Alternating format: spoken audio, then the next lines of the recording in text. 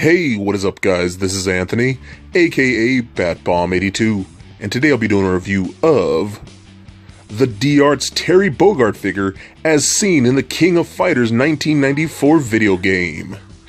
Now taking a look at the front, we can see that the figure is showcased in a window box packaging. We can also see an image of the figure in an action pose on the left. Turning the box around, we can see the figure in multiple posing positions with multiple accessories. We can also see an image of Terry Bogard using the Power Geyser effect piece. So with the box out of the way, let's crack this figure open and see what we have inside. And here's Terry Bogard out of the box. And man, this is a great looking piece with beautiful paint apps.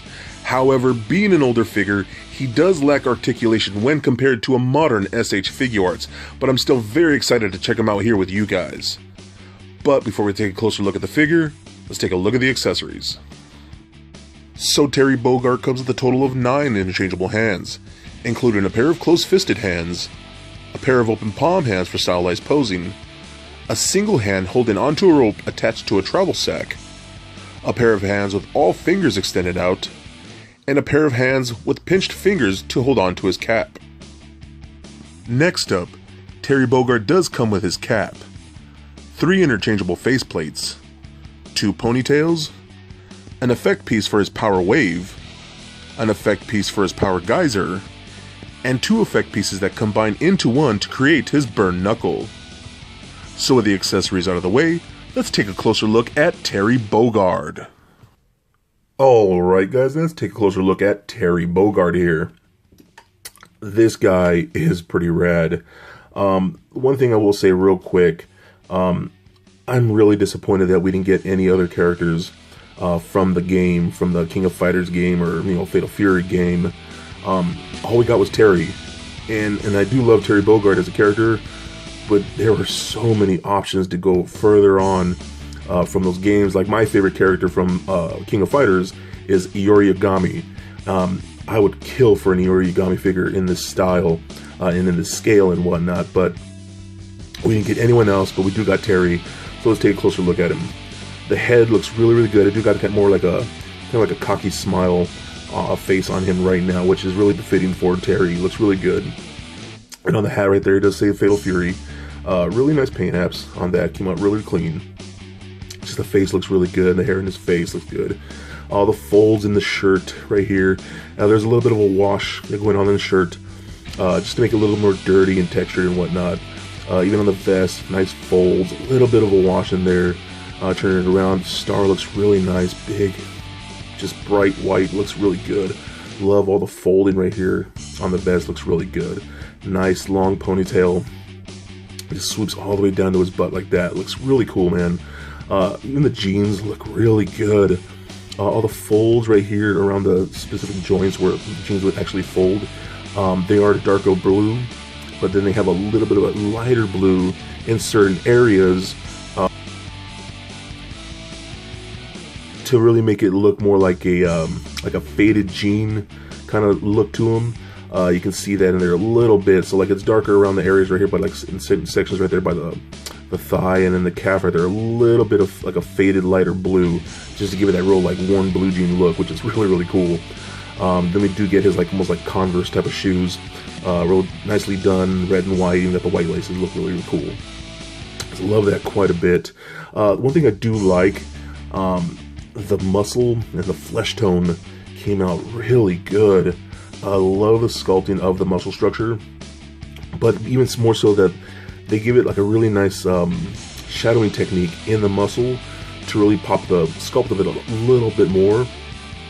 And it looks really nice and actually really natural, that I do really appreciate. The one thing I will say, on the minor gripe, is that his face doesn't have that at all. It is just more of a flat flesh tone, no real shadowing technique whatsoever. So it might not look like it on camera, but it does differ the paint from the face to like the muscles just a little bit. So you might notice that, but it's not too big of an issue. So let's go for the over articulation real quick. The head and the neck are both on ball joints, so you get a lot of motion in there just like that.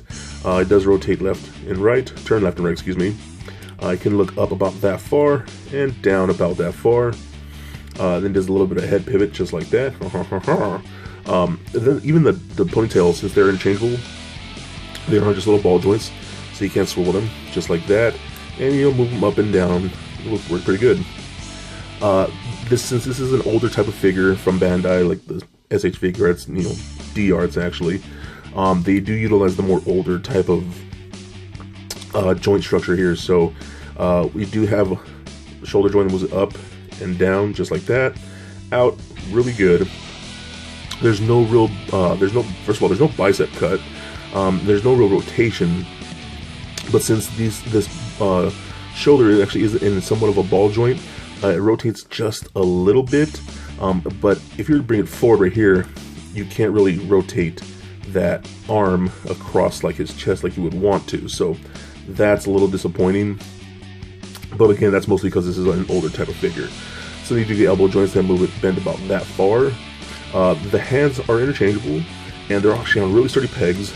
You just pull off a little wrist piece, and then they peg in just like that.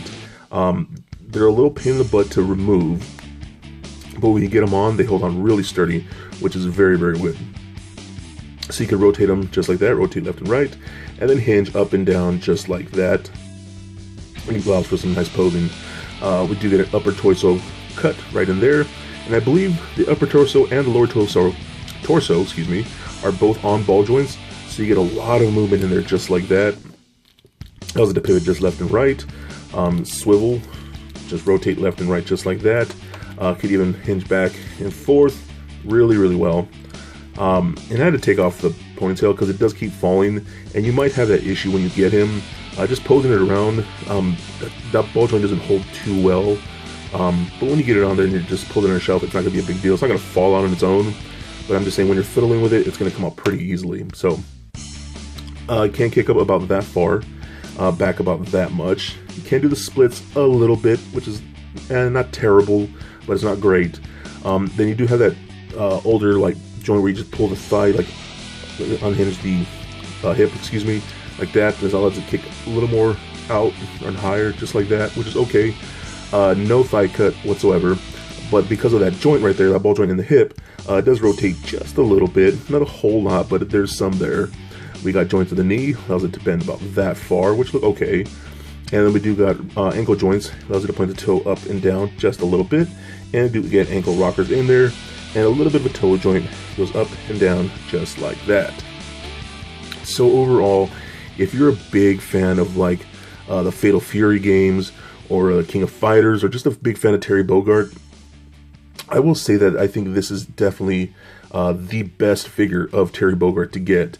So fingers crossed that at some point Bandai decides to update this figure and then go on with more figures from those games, because I would love to see other characters like Kyo Kusanagi and things like that. But if you gotta have a Terry Bogard right now, then this is definitely the piece to get. So for a quick size comparison, here he is standing next to a Marvel Legends Captain America figure, as well as a DCUC Batman figure. Also for comparison, here he is standing next to an SH Figuarts Green Ranger figure and an SH Figuarts Bruce Lee figure. And for another comparison, here he is standing next to the DC Icons Batman figure and the Revoltech Deadpool figure. And just for fun, here he is standing next to little Lego Bat Bomb. So there it is, guys, my review of the D-Arts Terry Bogard figure from Bandai. And overall, he really is a great figure with beautiful sculpt and beautiful paint apps, but really does lack articulation when compared to a modern figure. And finally, having him in hand, he does make me very sad that we don't get any other characters from the King of Fighters games, but I do definitely think this is really worth picking up if you're a huge Terry Bogard fan. So please comment, like, and subscribe. Stay nerdy, my friends. Peace.